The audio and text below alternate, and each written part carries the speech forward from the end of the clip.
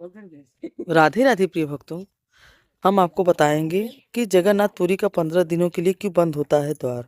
तो चलिए सुनते हैं इसके बारे में हम कथा। हर साल जगन्नाथपुरी मंदिर के द्वार 15 दिनों के लिए बंद कर दिया जाता है और इन 15 दिनों में भगवान की सेवा की जाती है ताकि वे जल्दी से ठीक हो जाएं और उनका पूर्ण रूप से उपचार हो सके। जी हाँ, यह कोई कहानी नहीं है, यह पूर्ण रूप से प्रमाणित सत्य है। ज्येष्ठ मास की पूर्णिमा को जब गर्मी की अधिकता होती है, उस दिन देव प्रतिमाओं को 108 घड़े से के जल से स्नान कराया जाता है। इस स्नान के बाद तीनों देवता यानी कि भगवान जगन्नाथ, उनके भाई बालभद्र और बहन सुभद्रा बीमार पड़ जाते हैं और फिर वह एकांतवास में चले जाते हैं। एकांतवास की इस प्रक्रिया में पूरी में अनासरा कहते हैं। ज्येष्ठ माह की पूर्णिमा से भगवान श्री जगन्नाथ आज भी रोगी हो जाते हैं। इस दिन अगले 15 दिनों तक जगन्नाथ भगवान बीमार रहे। 15 दिन के लिए मंदिर के द्वार बंद कर दिए जाते हैं और उनकी रसोई बंद कर दी जाती है। 15 दिनों तक जगन्नाथ भगवान को अलग अलग प्रकार के काढ़ का भोग लगाया जाता है। 15 दिनों बाद जब वह पूरी तरह से ठीक होते हैं तो उस दिन जगन्नाथ रथ यात्रा होती है, जिनके दर्शन हेतु असंख्य भक्त उमड़ते हैं। जगन्नाथ भगवान के प्रत्येक वर्ष बीमार होने से जुड़ी कथा इस प्रकार है। उड़ीसा प्रांत में जगन्नाथपुरी में एक भक्त माधव दास जी अकेले रहते थे। संसार से उनका कोई लेना देना नहीं था। वह अकेले बैठे भजन किया करते थे और नित्य प्रति श्री जगन्नाथ प्रभु के दर्शन करते थे और उन्हीं को अपना सखा मानते थे और प्रभु के साथ खेलते थे। प्रभु उनके साथ अनेक प्रकार की लीलाएं किया करते थे और ऐसे ही भक्त माधव दास जी अपने मस्ती में मग्न रहते थे। एक बार माधव दास जी को अतिसार अर्थात उल्टी दस्त का रोग हो गया। वो इतने दुर्बल हो गए कि उठ बैठ तक नहीं सकते थे।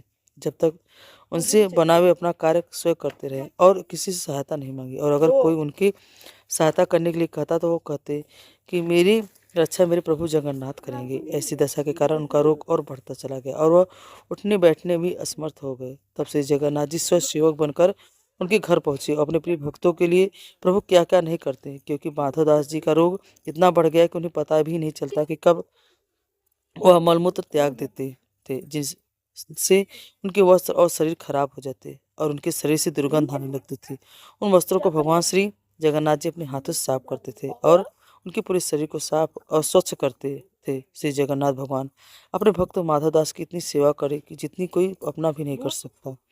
जब माधव दास जी को होश आया तब उन्होंने तत्काल पहचान लिया कि यह तो मेरे प्रभु ही हैं। एक दिन माधव दास जी प्रभु से पूछ लिया कि हे प्रभु, आप तो त्रिभुवन के स्वामी हैं, आप मेरी सेवा क्यों कर रहे हैं? आप चाहते तो यह रोग भी दूर कर सकते थे, रोग दूर कर देते तो यह सेवा ही नहीं करनी पड़ती। इस पर ठाकुर जी ने कहा कि प्रिय माधव, मुझसे भक्तों का कष्ट नहीं सहा जाता, इसी कारण तुम्हारी सेवा मैंने स्वयं की। जो भाग्य में होता है उसी तो भोगना ही पड़ता है। अगर आप उसको काटोगे नहीं तो इस जन्म में नहीं तो उसको भोगने के लिए फिर अगला जन्म लेना पड़ेगा, और मैं नहीं चाहता कि मेरे भक्त को फिर से भाग्य के कारण अलग जन्म दुख भोगने के लिए लेना पड़े। इसलिए मैंने स्वयं तुम्हारी सेवा की। लेकिन अगर फिर भी तुम कह रहे हो कि भक्त की बात नहीं टाल सकता, कि भक्तों के सहायक बनकर प्रभु उनके भाग्य के दुखों को कष्ट से सहज भी पार कर देते हैं। फिर भगवान जगन्नाथ ने भक्त माधव दास ने कहा कि अब तुम्हारे भाग में 15 दिन का रोग और बचा है, इसलिए 15 दिन का रोग तुम मुझे दे दो। और फिर 15 दिन का वह रोग प्रभु जगन्नाथ ने माधव दास जी से ले लिया। इसलिए आज भी भगवान जगन्नाथ 15 दिनों के लिए रोगी रहते हैं। भक्तों के प्रेम से चलते आज भी वर्ष में एक बार भगवान जगन्नाथ का स्नान कराया जाता है, जिन्हें स्नान यात्रा कहते हैं। स्नान यात्रा करने के बाद हर साल 15 दिन के लिए भगवान जगन्नाथ आज भी बीमार पड़ते हैं और उन 15 दिनों के लिए मंदिर बंद कर दिया जाता है। कभी भी बंद न होने वाली भगवान जगन्नाथ की रसोई इन 15 दिनों के लिए बंद कर दी जाती है। इन 15 दिनों में भगवान को 5 भोग नहीं खिलाया जाता। उसी जगह इन 15 दिनों में भगवान को काढ़ों का भोग लगाया जाता है, काढ़ों का भोग लगाया जाता है। इस दौरान भगवान को आयुर्वेदिक जड़ी बूटियों का भी भोग लगाया जाता है। जगन्नाथ धाम मंदिर में तो भगवान की बीमारी की जांच करने के लिए हर दिन वैद्य भी आते हैं। काढ़े के अलावा भगवान जगन्नाथ को फलों का रस भी दिया जाता है। वही रोज शीतल लेप भी लगाया जाता है। बीमारी के दौरान उन्हें फलों का रस, छेना का भोग लगाया जाता है और रात में सोने से पहले मीठा दूध अर्पित किया जाता है। भगवान जगन्नाथ के आराम के लिए 15 दिनों तक मंदिरों के द्वार भी बंद कर दिए जाते हैं और उनकी सेवा की जाती है ताकि वे जल्दी ठीक हो जाएं। जिस दिन वे पूरी तरह से ठीक होते हैं उस दिन जगन्नाथ यात्रा निकलती है, जिसके दर्शन हेतु असंख्य भक्त उमड़ते हैं और पुरी की रथ यात्रा, जिसे रथ यात्रा के नाम से भी जाना जाता है, सबसे पुराने और सबसे बड़े हिंदू रथ उत्सव के रूप में प्रसिद्ध है। यह उत्सव हर साल आषाढ़ मास, जो कि जून जुलाई महीनों में पड़ता है, चंद्र महीने के शुक्ल पक्ष के दौरान मनाया जाता है।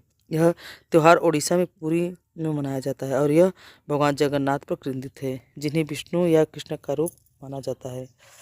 भार के दौरान भी 3 देवताओं के भगवान जगन्नाथ, उनके भाई बालभारती विशाल लकड़ी के रथों में बैठकर बड़ा डंडा नामक भव्य मार्ग में गुचा मंदिर तक से ले जाया जाता है। भगवान जगन्नाथ मंदिर के लौटने से पहले 1 सप्ताह तक गुड़ीचा मंदिर में रहते हैं। इस वापसी यात्रा को बहुत यात्रा के नाम से जाना जाता है। भगवान जगन्नाथ, जिन्हें भगवान विष्णु का अवतार और ब्रह्मांड का शासक माना जाता है, वार्षिक रथ यात्रा रथ उत्सव के मुख्य पात्र हैं। यह पवित्र त्रिदेव उड़ीसा मंदिर में उनके जन्म स्थान की 9 दिवसीय यात्रा का स्मरण कराता है। हिंदू कैलेंडर के अनुसार रथ यात्रा का आषाढ़ माह की द्वितीया तिथि को होती है। विश्व स्तर पर मनाई जाने वाली रथ यात्रा पवित्र त्रिदेव की अपनी मौसी देवी गुड़ीचा देवी के मंदिर तक की यात्रा है शुरू होती है। रथ यात्रा शुरू होने से पहले हर साल 3 नए रथ बनाए जाते हैं, जिनमें प्रत्येक को स्थानीय कलाकारों द्वारा अस्थायी तरीके से बनाया जाता है और सजाया जाता है। प्रभु जी जगन्नाथ बाल भारती हैं। जगन्नाथ जी के रथ में 16 पहिए होते हैं, बाल भारती होते हैं, और माँ सुभद्रा के रथ में 12 पहिए होते हैं, जिसके लिए हर साल नयागढ़ के पल्ला के जंगलों से नई लकड़ी आती है। और जगन्नाथपुरी रथ यात्रा न केवल एक धार्मिक आयोजन है, बल्कि यह भारतीय संस्कृति, एकता और आस्था का प्रतीक भी है। यह पर्व हमें यह सिखाता है कि जीवन में कठिनाइयों और चुनौतियों के बावजूद आस्था के भक्ति के साथ आगे बढ़ना चाहिए। इस यात्रा के माध्यम से भगवान जगन्नाथपुरी रथ यात्रा हमारे सांस्कृतिक और धार्मिक धरोहर की महानता है का अनुभव कराती है। हमें यह स्मरण कराती है कि हमारे जीवन में धर्म और आस्था का कितना बड़ा महत्वपूर्ण है। तो भक्तों, आपको यह कथा कैसी लगी? अगर अच्छी लगी हो तो कमेंट में हमें ज़रूर बताएं।